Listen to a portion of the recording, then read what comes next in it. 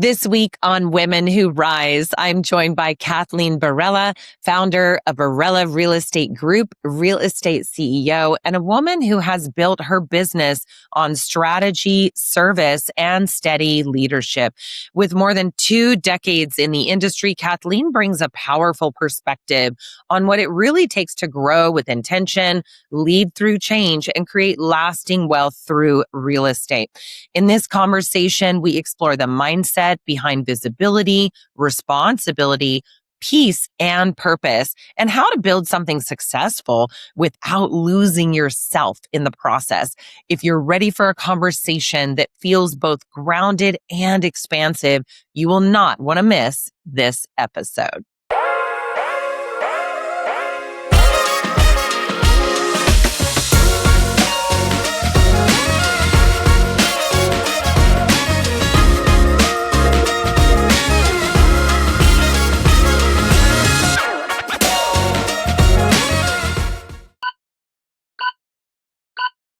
Hi, everyone, and welcome to Women Who Rise. I'm your host, Heather Manzi.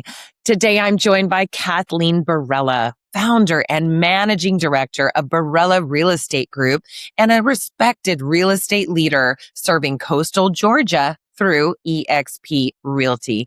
With more than 2 decades in the industry, Kathleen has built a reputation for helping clients navigate buying and selling with strategy, clarity, and deep care, especially in new construction, relocation, and military-focused markets.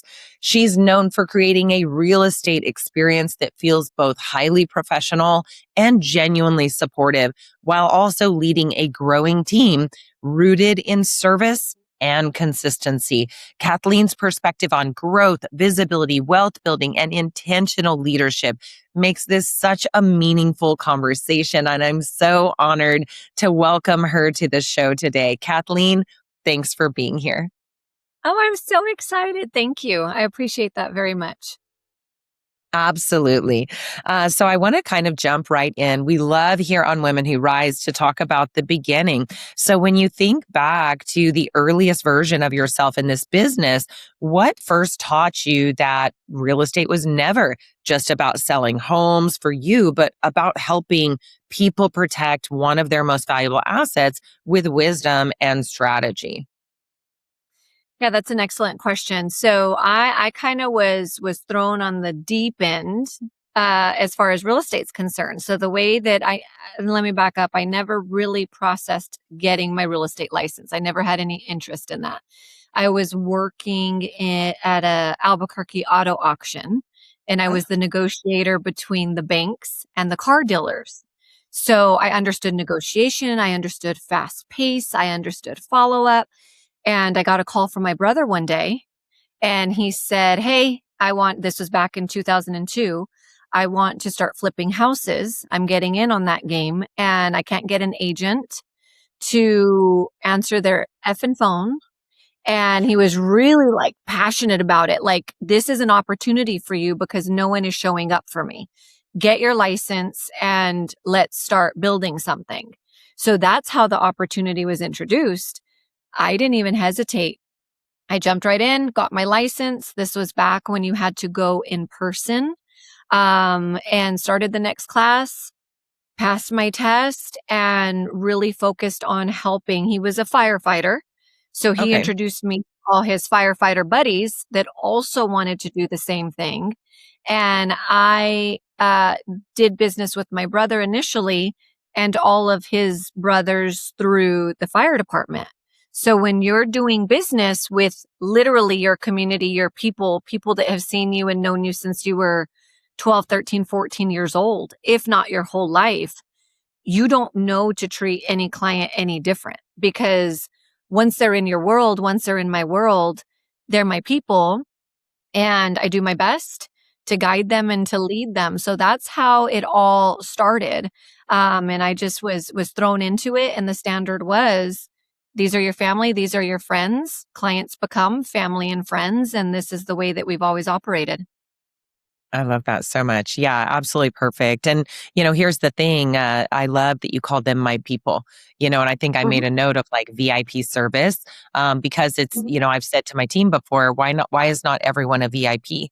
What does it look like to be treated like a VIP? And for you, it's mhm, my people, my family. What does it look like to be treated mhm, like my family? And how can we apply that to every single person who comes in the door? And you can mhm, imagine they're going to achieve much better levels of service and care and genuine mhm, concern about what it is they need. You've mhm. spent more than 2 decades in real estate, but was there a specific moment when you knew you wanted to build something bigger than just that personal production, a company and client experience that reflected your own standards of clarity, care, and leadership? I was forced again. I feel like I'm constantly forced into growth. It's very uncomfortable, and then it's almost I don't have another option. And so what was going on in my world is I was as an individual agent selling 50, 55 homes, and the opportunity became too great. I had far too many people reaching out to help them. And I never wanted a team because I didn't want to be responsible for anybody else. And I didn't want to get organized in the sense of my chaotic disorganization fit me very well. And I operated great in that capacity. I had my internal systems, thought processes, notes, and I rolled with it and I knew where everything was and I got things done. At the same time, it horrified me to bring somebody into that unorganized, chaotic mess to even start explaining to them the way that I operated. Cause I knew if I was going to grow, I needed an assistant first. Then I was going to add a buyer's agent. And I had read the MREA book. So I knew if I was going to do it, that's how I was going to do it. And it got to the point where I was failing. I was failing people. I wasn't able to call people back. Things were starting to, how do you tell people? I didn't have the clarity to be able to tell people I can't take on any more clients. It was like, no, they need my help. I got to figure it out. And once I got to that tipping point of, no, you can't do this alone, then I hired my son's friend's mother, who was new to real estate, and a client of mine. And we were all military spouses. And I just said, let's do it. And so it again wasn't this graceful, strategic, this is how I'm going to grow. It was, you need to, you must, you will figure it out. And that's how the team started. Oh my gosh, fantastic. And by the way, I mean, thank you so much for the transparency because people don't realize growth is not this, straight line going up or, this curve that is, just a reasoned trajectory. But the fact that Mhm, you're saying growth was forced on you, I mean, some people are saying, hey, I dreamt of this or whatever, but there are a lot of entrepreneurs out there that just by necessity, they're actually mhm, expanding themselves or getting better at something or in fact growing a bigger business. And I love that mhm, you were so like shoot from the hip. You had your own wild brand of, chaotic organization. And this is, I think, something so many solo entrepreneurs can relate to because you have your way mhm, that's working for you. And mhm, yes, like we teach newer agents, it works until it doesn't because at mhm, scale is when things that are kind of weaker systems or they're just that shot from the hip kind of thing, they start to fall apart. Your mhm, brain can only keep so many thoughts or whatever it is. So I really love that. And clearly having also read the MREA book, that gives it's everybody's playbook for when you start that initial team. And I think so many people can understand that. You've guided clients through changing markets, evolving mhm. buyer behavior, and every kind of transaction imaginable. What was one season that truly stretched you as a leader? And what did it do to refine in how you show up now? Uh, I think that was a very as you ask questions, it's I'll either take a pause and process. Okay, let's think about this for a second, and then other times people will ask me questions, and before you're even finished, the answer's right there. And it was really adding Yes. that first agent.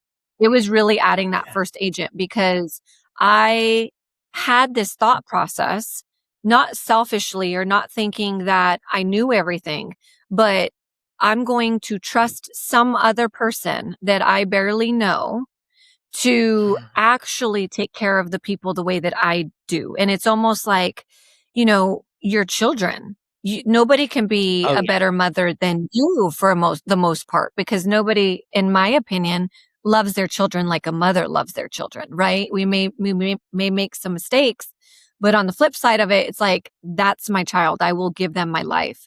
And so, Yeah. not to sound dramatic, but it was like, how do I trust this person to take care of them the way that I do? She can't take care of them the way that I do. And that was the big mind shift, is I will trust her. She has me to back her up. I'm going to coach her. I'm going to still be very involved. I'm the first person they talk to because I'm all referral. We've never paid for any leads. So they're going to be I'm the first person that they talk to. I'm going to explain the partnership, and I'm going to manage this until the trust is really strengthened. And I remember realizing, it was maybe 2 clients in, it was very fast, that they didn't necessarily care to work with me specifically. They cared to be Hmm. serviced, and they cared to have good communication, and they had these high standards. And as long as we hit those standards, we were golden. So that was the Yeah. shift that I needed. It was, oh, so it doesn't matter that it's me. It matters that they have their standards and their needs met. They're heard and they're guided. So that was the big shift right there, is just trusting the processes that we had created and trusting myself to coach up and really support her to support the client. Fantastic. And when it comes to that coaching, like you said, coach up, rather than, keeping ancillary support in this little box over here to say, okay, just do this. You're actually saying, like, I need you to rise to this higher level. And in fact, you're giving them a greater knowledge base, you're giving them better training, and you're giving them a better future for their own selves, for their own leads as well, and their own clients, to be able to have a robust career. And that's what I think people miss sometimes about the concept of mentorship, is that you really, if you're doing it right, you're able to really bring them to your level of capacity and your level of knowledge and care. And when you do that, you're Mhm. really giving them an incredible education that they could not ever go Mhm. to a school to obtain. They're learning from a true Mhm. master in what it is you do. Mhm. Who helped shape your standard for leadership? And I am thinking about, all throughout your life, and not just in performance, but in the way you, in fact, communicate, create trust, and bring steadiness to people through those high stakes moments. Who helped you, or who showed you what leadership really looked like as you perhaps grew up or entered into your early life? Let's see. So early on in life, if we're talking all the way back from the beginning, I come from a very strong family. They're extremely, extremely protective, very, very protective. I'm the youngest of 4, and I'm the baby in the family. And so sometimes through that, I despised it because I didn't want the involvement, and I didn't want to feel, um, encapsulated, right? But then as I grew older, it was, oh, well, this is the way that they love. This is the way that they loved me. And I started to shape that more in, okay, the protection, right? Like I always say this, I probably say it once a day, I feel like. And it's, we're educators and we're the professionals that are guiding people.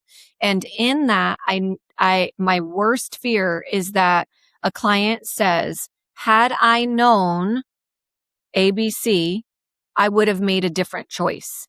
And it's our job to give them all of their options, right? So I Yes. think that I took that protective nature to a more educational base and foundational piece in my business. But I have been very, very, very fortunate to be magnetized or magnetize true leaders in the industry. I've always, since a baby agent, uh, gravitated towards your top producers. I remember being in what they called the bullpen, where there was cubicles within the building, and on the outskirts of the building, the frame of the building, were all the private offices. And I quickly learned that the people in the private offices are the ones that are making the money, are the ones that are producing at a high volume. And I just would ask them, like, hey, can I peek? I'm 20 years old. Can I peek my head in here and just kind of, I won't bother you, but can I listen to you? I want to get that permission. Yeah, go for it. So I operated, it almost was in my favor that I didn't have anybody telling me about time blocking or scheduling, or the way that I figured it out was by modeling what I saw the winners doing, and by listening to what I saw or heard the winners saying. And so I'm just extremely coachable. And I think that all of the leaders that I've ever had that have impacted me from day one, being broker to trainer to coaches, all the way, to this day, I have multiple coaches. And it's because I don't question what they're guiding me, because they've been further faster, or they coach people that are a heck of a lot further than me. So I just trust immensely that they're going to lead me. And they're always on my side, working in my best interest. So I'm almost in this ecosystem that if I expect to be the trusted resource for my clients, then I am trusting of those people that are leaders and stewards for me, that are guiding me.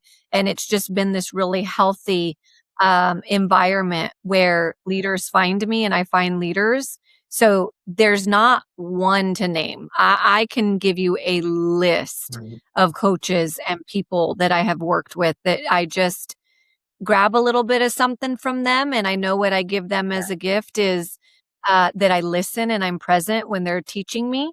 And they know that they're passing along that legacy of whatever they have to offer. So I just take bits and pieces from everybody and give bits and pieces of myself as I go.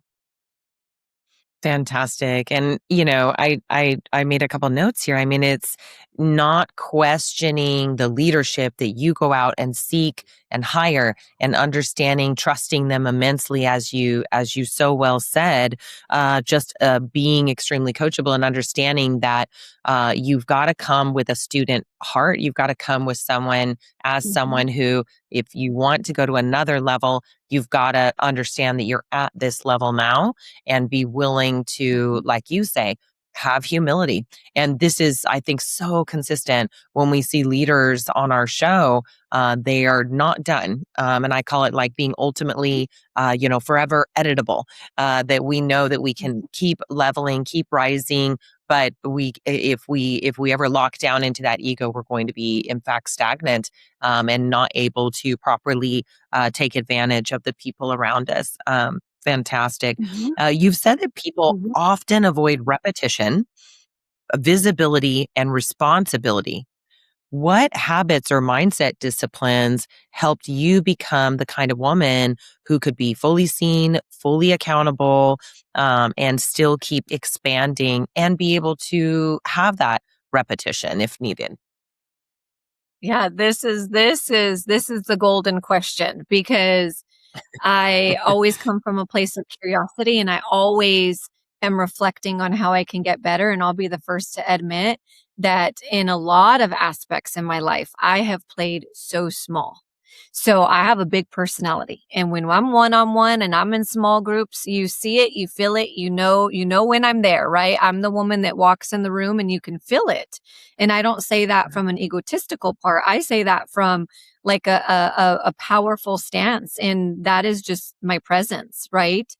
Yes. Now social media, and as I had met you speaking on stage for the first time with such a intimate topic, it has been a process that I am still growing into with the visibility. But I am so proud to announce that something unlocked this year.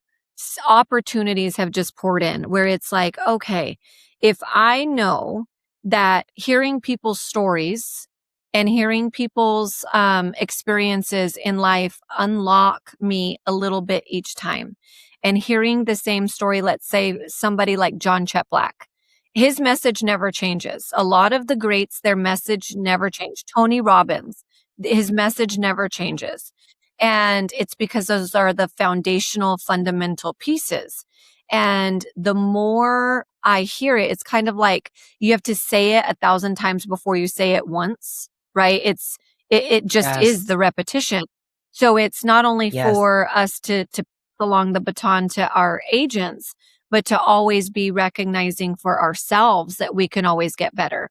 So Yeah. some portal open. I don't know what the heck happened this year where I just put down the fear. And I think what it is, the best way to say it is I finally feel safe enough within myself, within my life, within my faith to know that I'm not going to do anything wrong so long as I'm speaking my truth.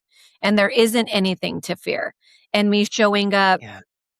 in full transparency online impacts more people than me just one on one.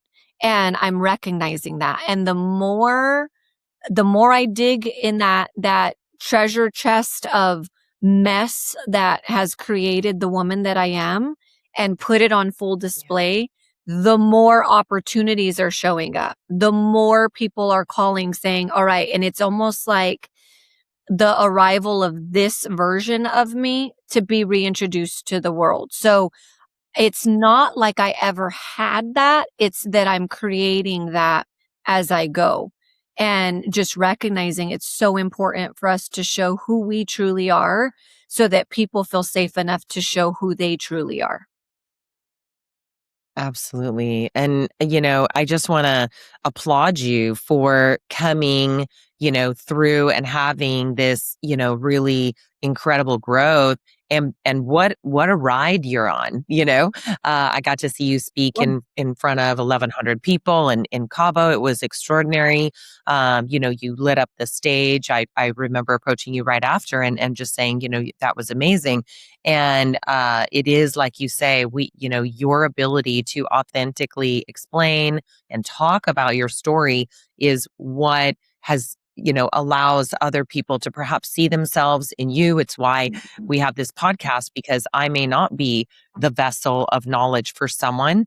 But when you say it, it could grab them in a certain way. And they go, wow, I can really hear myself. And that could be the very spark that ignites something in them and that allows them to go forward with something that is challenging them, or to get out of something that is difficult, or make a dream come true that they've always dreamed and just take one step forward. Can you talk briefly about, what those challenges were, and what that new, difficult circumstance and new iteration that came out of that, speech on stage, what that was? Yeah. Yeah. So I was invited to speak and I wasn't really given a topic. And it's like, okay, I could talk about so many Mhm. things. I could talk all day. Like before we started the recording, it was like, do you ever feel like at the end of the day that your mouth is just like, shut up, woman? Like we're tired. And it's Yeah. literally your brain's tired, but yeah, right there. It's just like, just let's relax for a second, right? And so it's like, Yeah. okay. And what I asked God was, what is the message that's going to be the most impactful? And it didn't have anything to do with anything real estate. It was the experience, the challenges, what I just overcame. And essentially, in a nutshell, it was a divorce, simple enough, right? But it was the behind the scenes of the years that I had stayed silent about the different abuses that I was experiencing because I was so locked into that relationship. I was so locked into that identity that I knew you could never convince me in a million years that we wouldn't have made it, and looked back, and I was dedicated to the mission to get the healing that we needed accomplished, to be able to then look back and say, hey, military spouses, hey, military men, these are the answers, because now let me tell you everything that we were facing. Now let me tell you all of our challenges, and it's ugly and it's awful. And this is the truth of the matter. I never not wanted to share that. I wanted to get Yeah. beyond it before I shared it. And for a number of reasons. I didn't want anybody not liking him. I didn't want to be judged. There was so many other things that I didn't want to deal with that I said, let's stay focused. Let's get through this. We're then going to have consistency. Then we can open up and say, this is really what was happening. This is our story. And I was so locked into that identity that I couldn't see that it was literally killing me. It was, my nervous system was shot. I started to lose myself in the sense of truthfully giving up in the aspect of just don't say anything to upset the situation. Just behave, right? Just, these things will cause a problem. So don't do these things. Like, we're smart. We can get through this. And, there was a line that was crossed, and it was the first time that I had ever experienced physical abuse. And that was it for me. So quite literally the line in the sand out of everything that I went through was that Yeah. physical abuse. And that was it for me. It was like, I am not going to be a murder suicide. I am not going Yeah. to lose my life. What I started to realize, and this was very powerful for me, is all of the times I heard that it only gets worse. I thought that I was the person that was going to be worthy of not experiencing that. And when that happened, it was, yes, Kathleen, it's only going to get worse. It has progressively gotten worse. And when that line was crossed, it was like, we need to get out. And it wasn't just a divorce. It was a death of an identity. It was a destruction of a dream.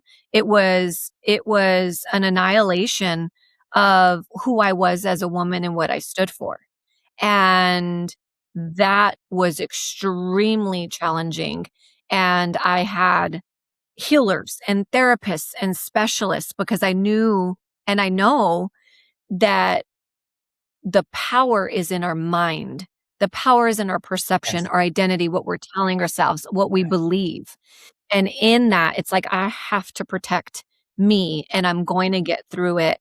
And I'm happy to announce that the woman that you see now is the best version I've ever been, the most healed I've ever been. I have so much clarity. I have so much understanding in I had to go through that. And I honor that version of me so much because she did her absolute best. And when you recognize you know better, you must do better because we're all here, exactly like you said, as vessels to help each other. And that transparency and the power that I now have in speaking about it, it took me some time to get there because before it was tearful pain and it was Yes. anguish. And now being on the other side, it's having compassion for the situation, having compassion for him, because I know he would never want to hurt me.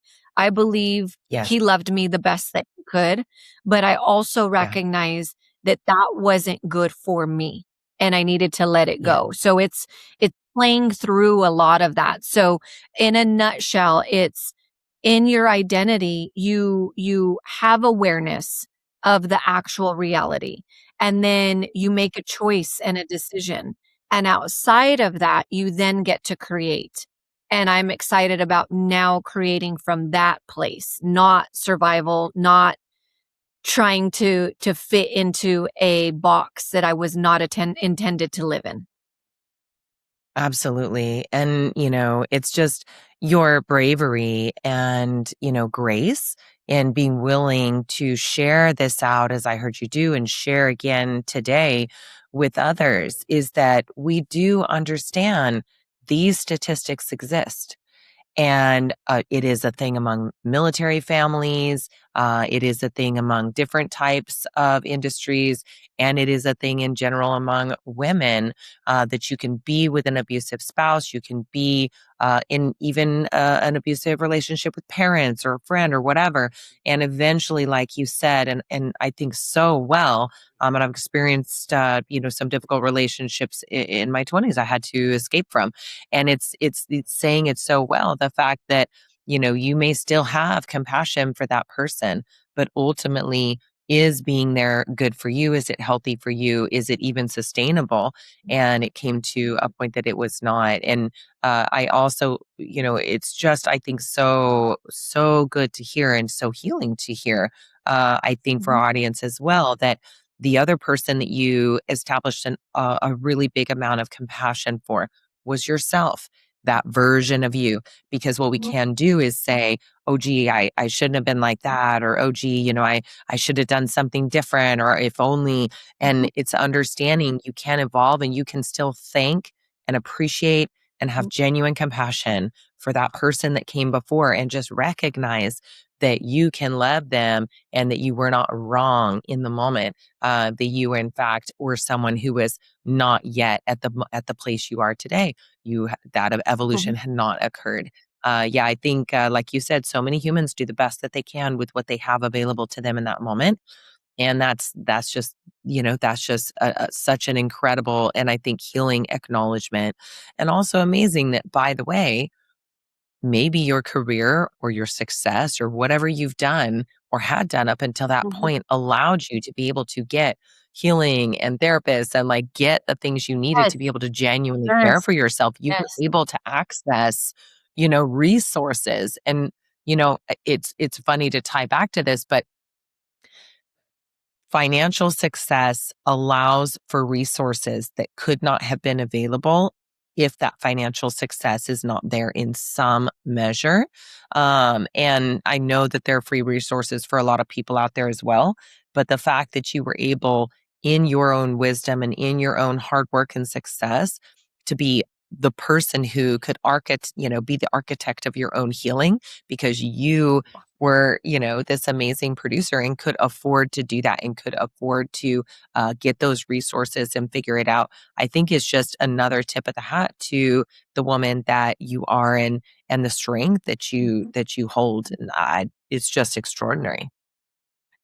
Yeah. Thank you. Thank you. Yeah, it's kind of touching on that in those situations and being, um all of the labels and titles how you see me, right? So I've heard, you're powerful, you're this, you're that. We're these powerhouse women.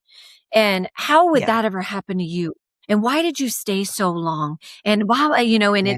it's all these assumptions of who we are, why we stay. And I got really deep in that and thought to myself and with therapists, what did that version of me need that I got from him that I need to give to myself?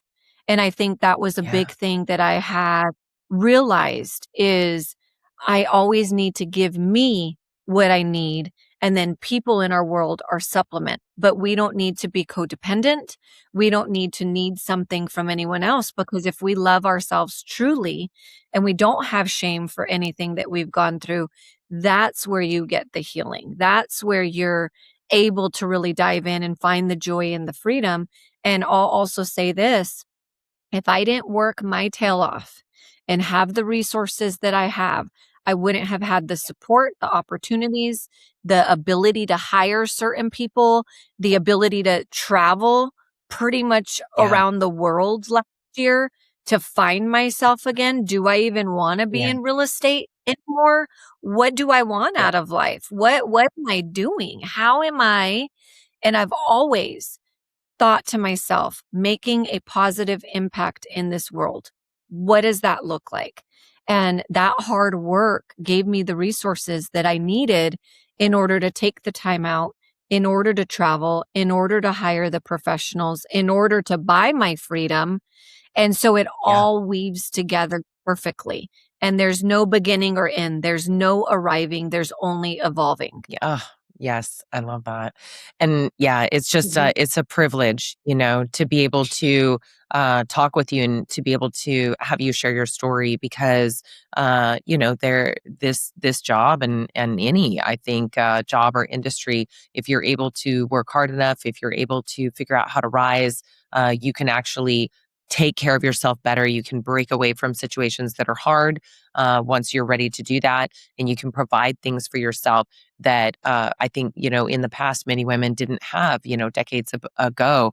But there's this incredible industry called real estate and many others that you can go in there and roll up your sleeves and literally create a different life for yourself that maybe allows you Mhm. to break away from things that are hard or change the Mhm. dynamic. I've had a lot of women on my team, and this is part of why I love being a mentor. I've had women on my team literally change the dynamic in their household because they went from Mhm. being kind of at heel to their husband or partner, to be able to say, "Hey, I can earn money too, and I'm a valuable part of this household." And it actually changed how they were being treated inside the household, change how they were able to receive sort of equal share in decision making and things like that. And when you can, access some things like that and change those dynamics, sometimes in some circumstances, that can really change a person's whole world. Um, I wanted Mhm. to kind of pivot here for a moment and, just talk about, what do you think people often misunderstand actually about maybe women in leadership, with both strength and care, especially when that leadership style is perhaps relational, emotionally intelligent, and maybe still highly results driven. What do people not understand about or maybe kind of second guess that might be different than in the reality of being a mom and being, an incredible leader, and also be able to use that emotional intelligence and lead from your heart. Yeah, I think what surfaces is I am very money motivated. And I feel like have been guilted in that, right? Yeah. Nothing's ever good enough for you. And it's always about money with you.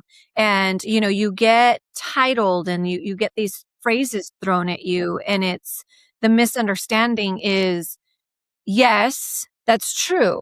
I love money in the sense of what it can do for me and the good that it can do for other people as well. I Yes. contribute a lot of money to a lot of charities. I am so giving. I give to the point where I think people are like, "Really?" You know what I mean? Like that's too much. But I don't Yeah. see it that way because the way that it works for me is the more I give, the more I get. And it just continues to Yeah. cycle through, right? I have more than enough.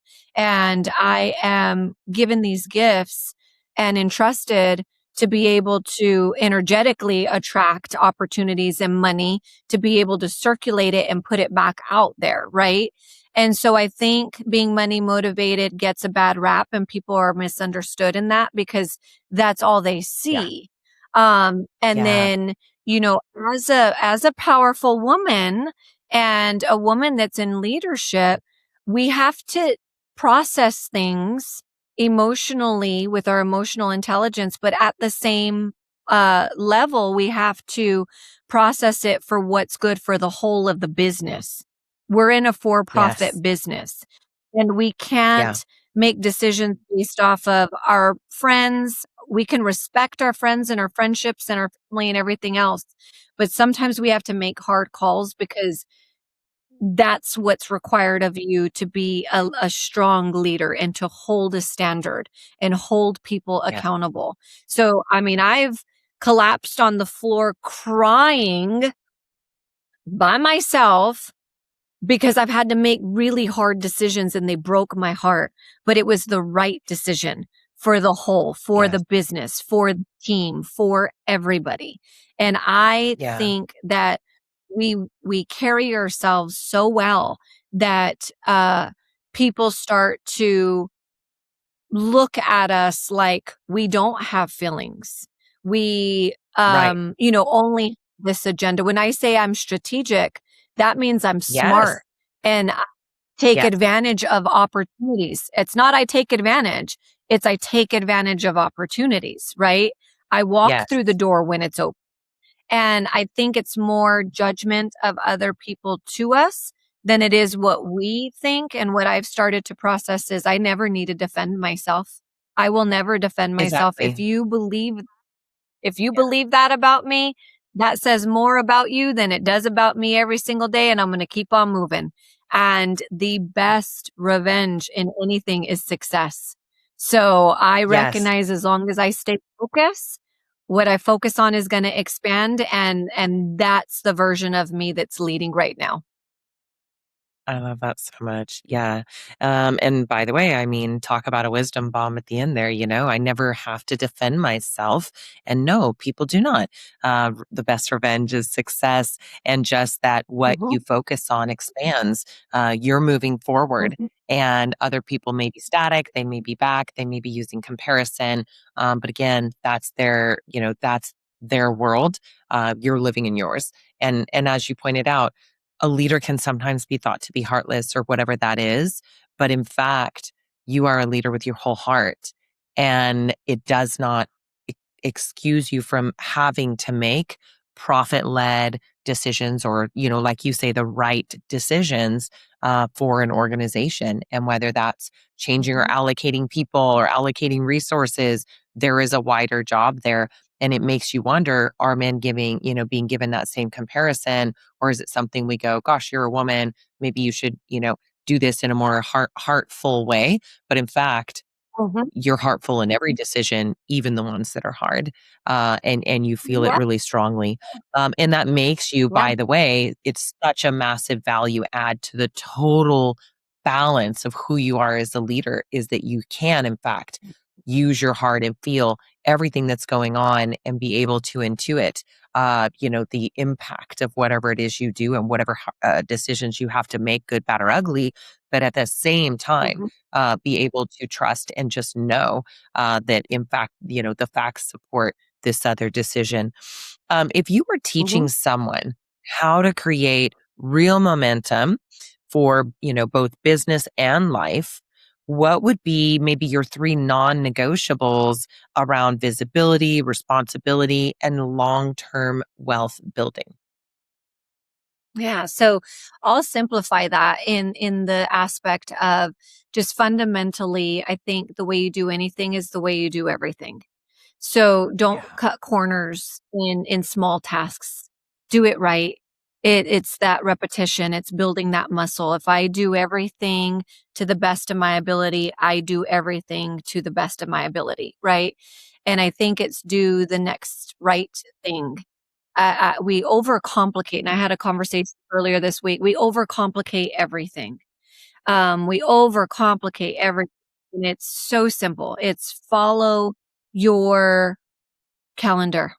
Put it in your calendar. Prepare at night for the next day. During the day, do the activities that you know are going to get you just a little bit. I don't care if it's 0.001% forward, that's going to compound. Um, and then I think that just in general, having real clarity on the life that you want to create. I think that we don't take it as serious as we should, in the sense of we spend time business planning, we spend time creating our, you know, inputting our big 1 year calendar and our 12-year work or 12-week work year, right? Like we have all of Yes. these things, and we have apps, and we have all this stuff that has all of the numbers. But when you get into relation with your actual vision, and you have clarity on where you're going and what you actually want in life, when you slow down and you say, who am I? What do I want to be Yeah. known for? Where am I going? Why am I doing it? You don't need an alarm clock. You wake up motivated, and you realize that you're the creator of your life. So I think that it's Yeah. so much more simple. I'm recognizing it's so much more it's so much uh a less is more game, than Yes. a let's put systems and organize and really process this. And it's like, no, let's just do the next right thing that's getting us 1 inch closer to the vision that we've decided we want for our life.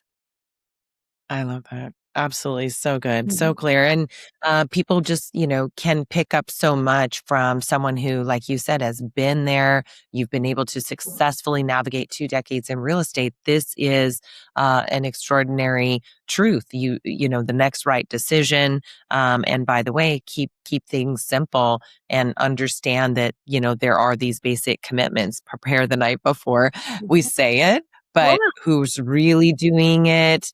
Like who's really thinking You in want that me to way tell and you? being really rigorous. Do you want me to tell you how Yeah. simple it is? And this works for me, Yes. is I Yes. I I have all of the apps, I have all of the things, I bought all of the things. Yeah. This right here. And what I do is Yes. I have it next to my bed, I journal, just brain dump all my Yes. thoughts, all my things, all my I just reflect for all of 5 minutes, and I do the same thing in the morning. I get Yes. clarity. I pray. I'm like, this is what I want my day to look like. Visualization is not a joke. It actually is allowing you to manifest your world. Absolutely. Because otherwise, Mhm. what we're manifesting is what was fed to us from a combination of Yes. life, our day, social media, and the past.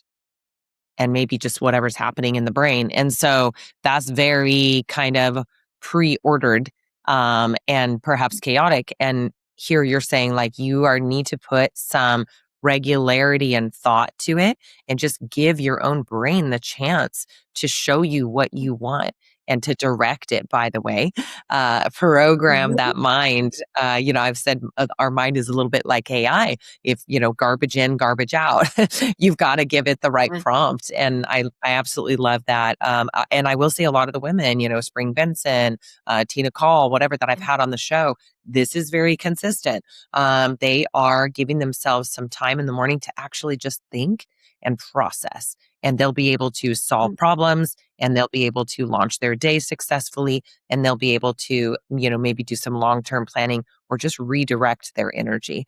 Well, I know that our mhm. time is nearing the end here, and I want to ask you a final question. As you look at what Oh, you're building now, not just mhm. in transactions, but in leadership, client impact, and your legacy, what does expansion mean to you in this current season of your life? Yeah, expansion. I love. That word has just been my favorite. And I didn't understand until I would say this past year what expansion is and what taking up space means. Um, and my interpretation of that is living in your full expression. So it's not hesitating, uh, speaking your thoughts. It's not hesitating asking for your needs to be met or asking for help. And it really is Yeah. just trusting yourself to know that as you're doing your best each day and moment to moment and being present, and you taking up space in whatever that looks like showing up, whether it's in a sweatsuit and a high bun or you're full on red lipstick and heels, it doesn't matter. You're recognizing that you have that ability to show up in full capacity and you trust yourself enough to know if I'm standing alone as a woman, I'm good with that. And if I attract people that are like me, I'm good like that. I'm good with that. Oh, So the yes. expansion is the full expression of who I am, sharing my thoughts as they flow, not trying to filter them, showing up day to day just as a human being and being and knowing that that isn't only enough. That's really my purpose, is showing up and being myself and speaking my truth and saying what needs to be said and what's on my heart. And for me, what I've had to really process is the language that I'm using, the tone that I'm using, because there was a part of me that's always been forceful in getting what I needed Yes. because I Yes. wasn't listening to myself. So I was a lot louder expressively. And now I'm realizing I don't need to lead with that masculine energy. There is a Yeah. soft woman and she is more than enough and she's going to be met the way she arrives. And that in itself has allowed me to recognize if I'm showing up as my best version, I'm going to get the best that life has to offer for me. Oh my gosh, so amazing and such a great place to leave us. I absolutely love it. Mhm. Well, I know where can people find you for help in Georgia? Is there a Yeah. particular social that they should look you up on if they find that they need Yes. something in your area? Yes. So I am most active on Facebook. So Barela Okay. Real Estate Group, and then my own personal page as well. I've been very expressive there. And I'm loving that version of me. And it's just the rawest I've ever been in my truth and my thoughts. And I would love to interact with whoever would like to follow. I love that. Well, thank you so much for sharing your wisdom, your kindness, your grace, all of the things that have made you just not only a star, but a star who literally has come through difficulties and is able to share that with the world and be able to inspire other women to find their truth, find themselves, find their bravery, find their power, maybe find their softness, and to be able to lead from a Mhm. place of heart and grace and authority the way that you do. And I know that our audience is very contributed to by you today. Thank you so much for joining us. Thank you. It's been a pleasure. And I'm so glad that you're in my world. Ditto. I love this. Audience, please stay tuned. We will go through our recap and your worksheet so that you can put Kathleen's principles to work in your own lives and careers. We'll be right back at you.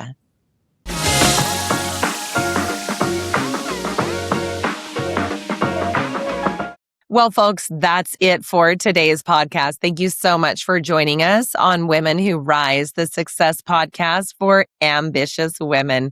Today, Kathleen taught us true clarity and resilience can come from a transformation after tough times. She had her own story of, transforming herself after a very difficult divorce and literally having what she called a complete change from the person that the identity of who she was inside of that part of her life versus the person that she has now become. And she's so grateful for the person that she has become, and yet at the same time forgiving and thankful for the person she was at that time that did the best she could with who she was and where her life was at that time. So just again, giving yourself grace as well.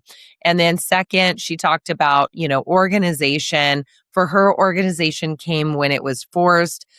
She was a shoot from the hip type person versus having standards and, perhaps processes of organization. And she realized that that only worked as long as it did work. And it worked quite well for her for a while. But when she became really, really successful and busy, she found the kind of the holes in that system and that it fell apart.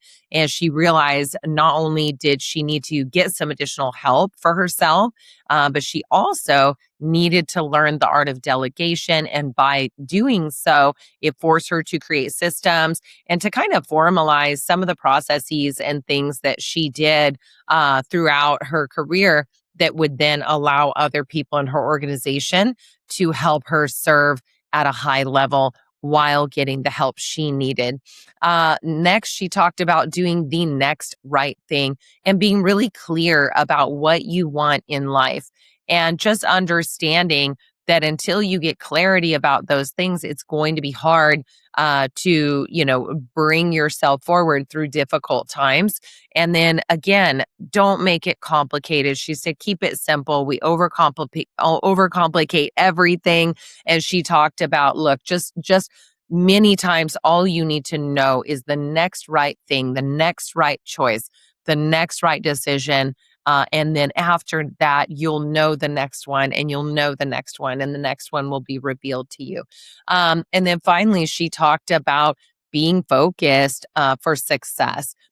Prepare the night before, do intentional activities daily to move that needle over time on your bigger goals. If all you can do is 15 minutes of learning that new thing or that new skill or mastering social media or whatever it is, do that consistently every day. Have that 15 minutes of learning or processing or whatever it is, because over time you will in fact gain knowledge, and you will show gains on those larger, wider, or overreaching goals.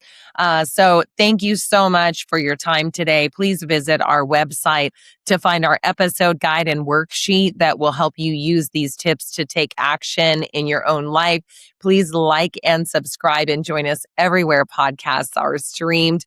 We can't wait to bring you more incredible content every week so that you can rise in your own lives and careers. Again, thank you so much. Heather Manzi, signing off.